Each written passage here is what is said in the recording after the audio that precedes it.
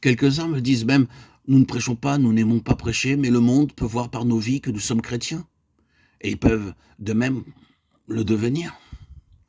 Oui, mais ne peuvent-ils voir dans la vie de beaucoup d'entre nous? Cigares, cigarettes, habits mondains, bras pleins de bijoux, colliers. Le monde peut-il voir dans de telles vies que vous êtes chrétien, accoutrés tels que vous êtes?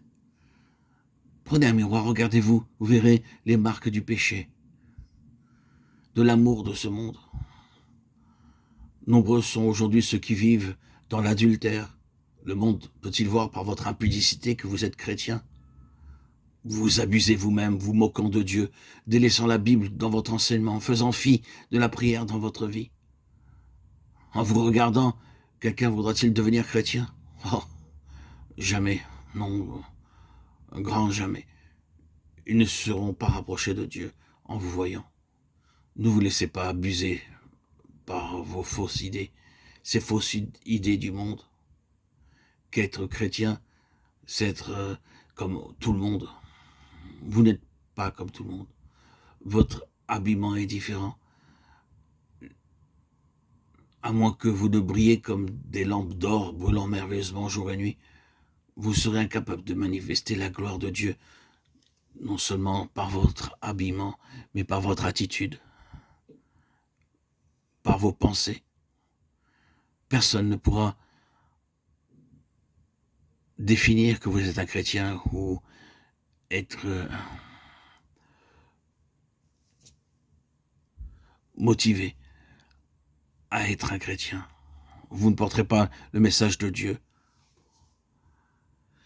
et vous ne pouvez pas porter, manifester la gloire de Dieu. Vous en serez incapable. C'était le principal message du chandelier. Ni par la force, ni par la puissance, mais par mon esprit, a dit le Seigneur. Pouvez-vous prier dans l'esprit, chanter dans l'esprit? Êtes-vous possédé par l'esprit de Dieu? Le travail de Dieu ne peut être fait que de cette manière, ni par l'argent, ni par les édifices, ni par l'éducation, ni par l'amour humain, l'amour mondain. Certains peuvent donner beaucoup d'argent pour l'œuvre de Dieu, mais combien de péchés cachent-ils dans leur vie? C'est seulement par le Saint-Esprit que l'œuvre de Dieu peut avancer.